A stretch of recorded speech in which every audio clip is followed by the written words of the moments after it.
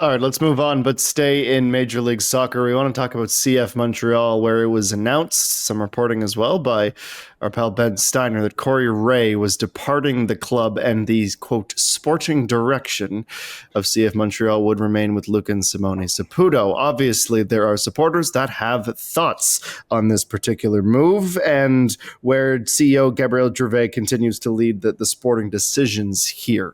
But there is now a noticeable absence, Gareth, at that sporting director position. You have infamously been on this show demanding one for the Canadian Soccer Association, because it's not as simple as just having one coach overseeing things with guidance from front office staff. That role of director of soccer, director of football in the modern game is paramount. Can CF Montreal find success without someone specifically in that role, as it appears they look to be doing in the interim? I don't know how to answer that question because I'm confused basically by everything that's transpired with CF Montreal in 2025. It's head scratcher after head scratcher. Corey Ray was uniquely qualified for this position, having understanding and experience within the Canadian soccer ecosystem and having a level of success, not only just finding players, but from a team success as well. And a lot of the moves that have been made in recent times don't scream to me as Corey Ray moves. This was a press release that was put out by CF Montreal. It was very curt, to the point. Corey Ray out. That tells me that all is not well behind the scenes. There's just been a consistent power struggle just in terms of the way the club is being operated. They lost Olivier Renard, and I don't think that they've recovered from that point. And I just wonder what the direction is that they're going. It's the Saputo's operation. And look, I have nothing against the Saputo family. They've invested a ton into that club in Canadian soccer. And this is their club, and they're going to run it the way that it is. I'm just not sure which direction that they're going. And this just cannot be a good thing for the long-term health of the club. This comes on the heels of making a very un-Corey Ray move, trading Matty Longstaff with Julien Vilsaint going the other way. Just a move that makes no sense. And I've asked people across Major League Soccer, what do you make of this move? And no one understands it from a CF Montreal perspective. Matty Longstaff makes well over $200,000, and he's just a guy. He's an average central midfield player. I understand it's a position of weakness. It's a soft spot for CF Montreal in central midfield. But is this value is this value in terms of making a deal like this? No chance. It makes literally it makes zero sense, other than the fact that he is a contract option that can be picked up for the club in the offseason. And I'm just looking at things. I think they just want to shed contracts. And I have no idea where this ends up. Like, what does the future of CF Montreal look like? Are they a viable MLS club any longer? Like, they come out and write a letter and proclaim that they're rebuilding mid-season. What do you call the last 4 seasons? It's just like rebuild after rebuild after It's a constant rebuild. But now I just worry that really deck chairs are being pushed off the Titanic, and this is completely a sinking ship. Corey Ray is a very smart, well-to-do individual. He has a lot to offer across Canadian soccer and beyond that. I am just perplexed. I am worried for CF Montreal, and this week has just been another perplexing week. I have no idea. I have no way to explain the moves that have been made this week. Gareth, I believe it's known over there as Titanic. Alex Gange-Ruzic, your thoughts on the decision for Corey Ray's departure and the trade acquiring Jose-Anthony Vilsaint? Yeah, it's a big loss to lose a sporting director, because I think in modern MLS, it's become everything. Like, it's no longer a league where, I guess, unless you're Lionel Messi, you can just be a club that recruits based on the guy that you know, and the some guy your agent has on the books or something of the sorts.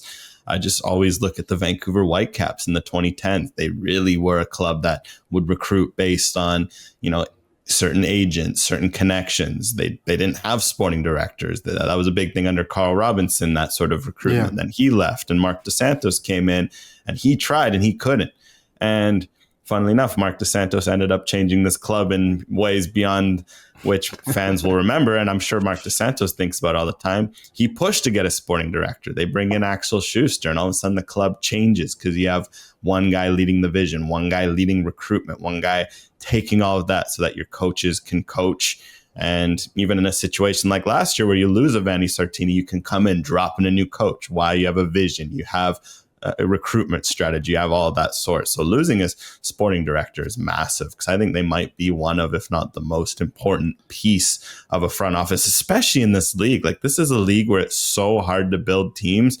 You can almost, again, get away with the friend strategy in Europe because it's a different recruitment. Just throw money at your problems. Whereas in MLS, you need to be able to extract value out of your draft picks. You need to be able to trade the right amount of jam and TAM to build your roster. And losing a piece of that just makes it all the much harder. And I think it's summed up again in this Ville-Saint move. What's funny enough with Jules-Anthony Ville-Saint, he would have been a perfect CF Montreal acquisition over the last 5 years. Like a young 22-year-old forward who had really good underlying numbers last year. Like, he was in the top 20% for XG, XA, XG plus XA.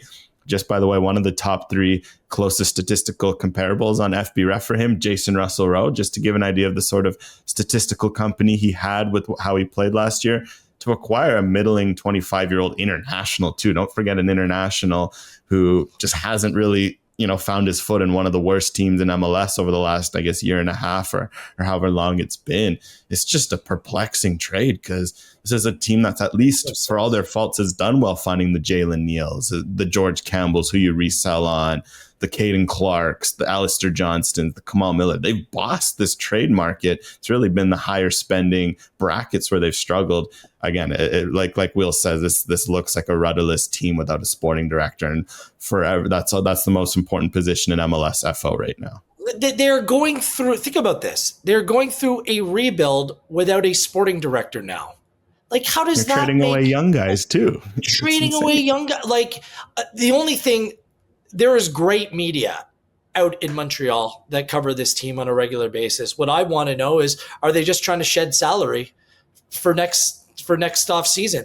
And if that's the case, there's no evidence to suggest they're going to spend requisite cash to bring in what's required to make this team at the very least competitive. And the bigger picture question that just needs to be asked, what is ownership's commitment to the CF Montreal club right now, and how committed they are to maintaining a future in Major League Soccer? I think we're at that point where these are justifiable questions that simply need to be asked. It started with Saputo's statements at the beginning of the year with the interview that he did. I believe it was with Omni, and every single action since that time has just been one of dysfunction and despair when it comes to CF Montreal. What an absolute mess. Well, the trade is Jules-Anthony Ville-Saint and $275,000 in general allocation money. That's $2.25 in 2025 and $50,000 in conditional 2026 scam. As we all know, TFC is starting to acquire a big little vaults of GAM, and perhaps are cooking up something, and CF Montreal will receive Matty Longstaff and some hard-hitting questions from their supporters about the direction of their club.